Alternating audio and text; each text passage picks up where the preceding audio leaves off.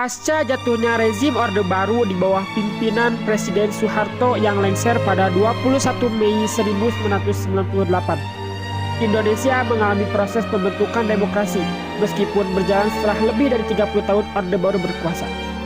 Transisi Indonesia menaiki demokrasi menimbulkan banyak kecemasan, di mana pada saat yang sama masyarakat masih cenderung melakukan penyelesaian konflik melalui cara-cara yang tidak demokratis, seperti main hakim sendiri, memaksakan kehendak, dan praktik money politics.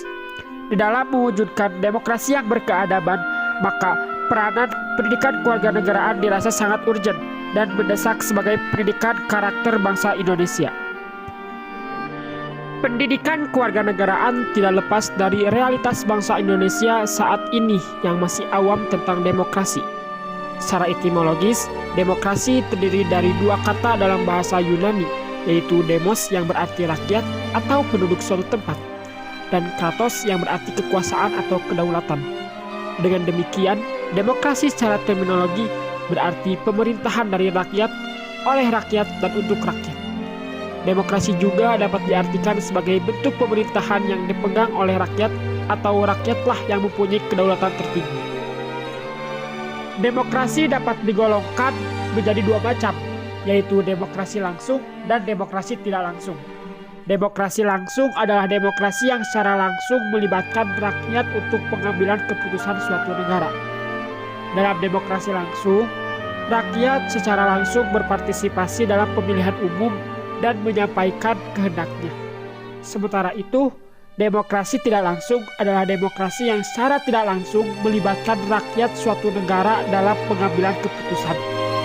Dalam demokrasi tidak langsung, rakyat menggunakan wakil-wakil yang telah dipercaya untuk menyampaikan aspirasi dan kehendaknya. Sehingga dalam demokrasi tidak langsung, wakil rakyat terlibat secara langsung menjadi perantara seluruh rakyat. Pemahaman mengenai demokrasi di Indonesia mungkin belum sepenuhnya dikuasai dan dimengerti oleh masyarakat. Beberapa konflik di Indonesia terjadi karena pihak-pihak yang terkait merasa memiliki kebebasan terhadap hak-hak yang fundamental, seperti hak untuk mendapatkan dan menyampaikan informasi. Hal yang paling menentukan di dalam sistem demokrasi adalah bagaimana masyarakat dapat mengaplikasikan hak-hak fundamental seperti adanya kebebasan, berekspresi, berkomunikasi, berkumpul, dan berorganisasi yang dibutuhkan bagi perdebatan politik dan pelaksanaan kampanye-kampanye pemilihan.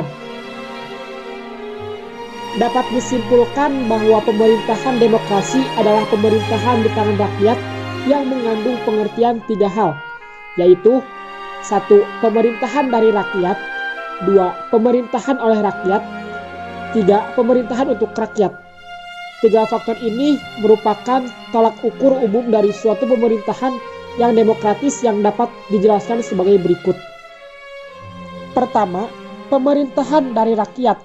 Berarti, suatu pemerintahan yang sah adalah suatu pemerintahan yang mendapat pengakuan dan dukungan mayoritas rakyat melalui mekanisme demokrasi, yaitu pemilihan umum. Kedua, pemerintahan oleh rakyat. Berarti, suatu pemerintahan menjalankan kekuasaannya atas nama rakyat, bukan atas dorongan pribadi elit negara atau elit birokrasi. Ketiga, pemerintahan untuk rakyat, yang berarti bahwa kekuasaan yang diberikan oleh rakyat kepada pemerintah harus dijalankan untuk kepentingan rakyat. Demi terciptanya proses demokrasi, setelah terbentuknya sebuah pemerintahan demokratis melalui pemilu, suatu negara berkewajiban untuk membuka saluran-saluran demokrasi, baik secara formal, melalui Dewan Perwakilan Rakyat dan partai politik, dan juga saluran-saluran non-formal, seperti fasilitas-fasilitas umum atau ruang publik sebagai sarana interaksi sosial, seperti radio, televisi, media sosial, dan lain sebagainya.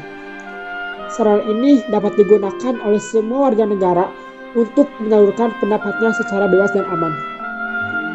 Jadi, pendidikan kewarganegaraan bertujuan untuk membangun karakter bangsa Indonesia, yaitu menjadikan warga negara Indonesia yang cerdas, aktif, kritis, dan demokratis, namun tetap memiliki komitmen menjaga persatuan dan integritas bangsa. Dengan demikian, setelah kita mengikuti pendidikan kewarganegaraan dengan baik dan benar, diharapkan kita akan menjadi warga negara Indonesia yang memiliki kemampuan untuk melakukan perubahan di tengah masyarakat, seperti melakukan transfer of learning, transfer of values, dan transfer of principle.